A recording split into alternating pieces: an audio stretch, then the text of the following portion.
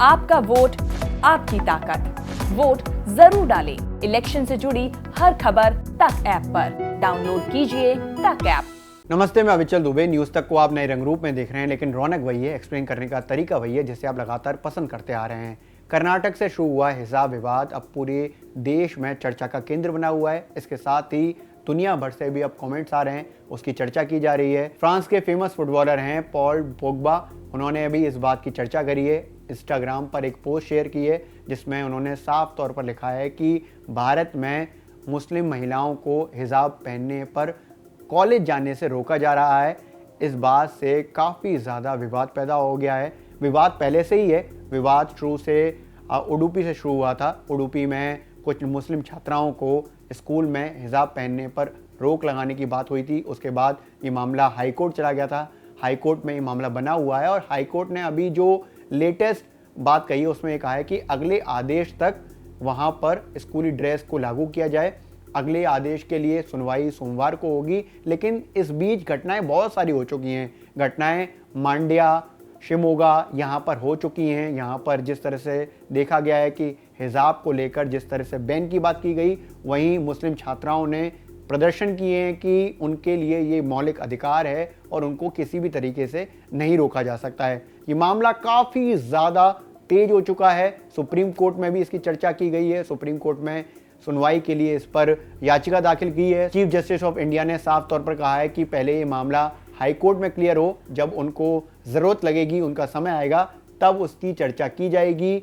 Madras high court ने इस पर चिंता जाहिर करी है और उन्होंने कहा है कि क्या सर्वोपरि है, राष्ट्र या धर्म। यानी कि पूरा जो मामला है वो पहनावे से लेकर अब एक तरह से आइडेंटिटी पर आ गया है। अब हिजाब, बुर्का और नकाब को लेकर जो चर्चाएं इतनी ज़्यादा तेज हो रही हैं, यानी कि पहनावे को लेकर, मुस्लिम महिलाओं के पहनावे को लेकर चर्चाएं इतनी तेज हो रही हैं, तो हमें ये जानना चाहिए पहले कि दुनिया भर में इसके लिए क्या कानून है। भारत में जो कानून है उसमें तो अभी तक कोई रोक नहीं है। हर कोई व्यक्ति अपनी तरह से अपने पहनावे को पहन सकता है, इसके साथ साथ कहीं भी जा सकता है। इस तरह की कोई रोक टोक अभी तक अप्लाई नहीं है। लेकिन अगर दुनिया भर के देशों में हिजाब, बुर्के या नकाब के पहनावे पर नियम की बात करें तो सबसे पहले फ्रांस से ही शुरू करते हैं, क्योंकि फ्रांस में ये चर्चा काफी पहले से शुरू हुई थी। दरअसल यूरोप में फ्रांस वो पहला देश है जहां स्कूलों में लड़कियों के हिजाब पहनने पर रोक लगी। 2004 वो साल था जब ये बैन लगाया गया और साल 2011 में पब्लिक प्लेस में भी चेहरा ढकने पर रोक लगा दी गई।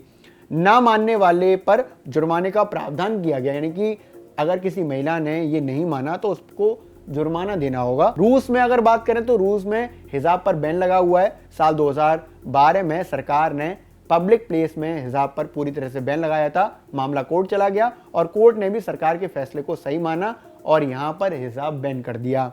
डेनमार्क में चेहरा ढकना गैरकानूनी है। 2017 में पब्लिक प्लेस में चेहरे ढकने पर प्रतिबंध लागू किया गया था। नियम ना मानने वाले को करीब 12,000 रुपए तक का जुर्माना देना पड़ सकता है। नीदरलैंड्स में पब्लिक प्लेस, अस्पताल, स्कूल और ट्रांसपोर्ट, यानी कि जो सरकारी ट्रांसपोर्ट है उसमें चलने पर हिजाब पहनने पर रोक लगी हुई है। बेल्जियम में भी हिजाब पर पूरी तरह से बैन है। बुल्गारिया में चेहरा ढकना गैरकानूनी माना गया था, यानी कि अगर हिजाब पहना है तो अलग बात है, लेकिन चेहरा ढकना यानी कि नकाब पहनना पूरी तरह से गैरकानूनी है। इटली में हिजाब, बुर्का पूरी तरह से बैन है। भारत के अगर पड़ोसी देशों की बात करें जिसमें हिजाब और बुर्के की बात को लेकर आए तो सबसे पहले चीन की बात करते हैं। तो चीन में किसी भी ऐसे परिधान, यानी कि ऐसे कपड़े पर रोक है जो अलग दिखती हो, यानी कि सरकारी कार्यालयों या फिर सरकारी स्कूल में पूरी तरह से हिजाब पर बैन लगा दिया गया है, क्योंकि हिजाब एक पर्टिकुलर आइडेंटिटी को डिफाइन करता है। श्रीलंका में पूरी तरह से बैन है हिजाब पहनना और खासकर वहाँ पर तो आतंकवादी हमलों के बाद हिजाब और बुर्के को लेकर कई सारे नियम आए और उनको पूरी तरह से बैन कर दिया गया। पाकिस्तान एक मुस्लिम कंट्री, वहाँ पर हिजाब पहनना, सार्वजनिक स्थानों पर जाना, क्लासरूम अटेंड करना बहुत नॉर्मल है। सऊदी अरब में भी ऐसा ही है। लेकिन अगर मुस्लिम कंट्रीज में ही कुछ देशों की बात करें जैसे कि सीरिया, जहाँ पर 70% आबादी मुस्लिम है, वहीं इजिप्ट में 90% आबादी मुस्लिम है। यहाँ पर यूनिवर्सिटीज़ में हिजाब पहनना मना है, यहाँ पर चेहरा ढकना मना है, हिजाब पहनना मना है। ये मैं सीरिया और इजिप्ट की बात कर रहा हूँ। अब दो चीज़ें और बताता हूँ। इंडोनेशिया में बीते साल फरवरी 2021 में किसी भी तरह के ऐसे अटायर को, यानी कि इस तरह के पहनावे को रोक दिया गया था जो किसी भी तरह से धर्म को बताता हो, यानी कि स्कूल कॉलेज में ऐसा कोई भी पहनावा नहीं पहना जा सकता जो किसी धर्म विशेष को डिफाइन करता हो। इसके अलावा एक ऑस्ट्रेलिया में जब एक व्यक्ति को सज़ा दी जा रही थी या उसका ट्रायल हो रहा था, तो उसकी वाइफ को नकाब पहनने पर भी रोका गया था।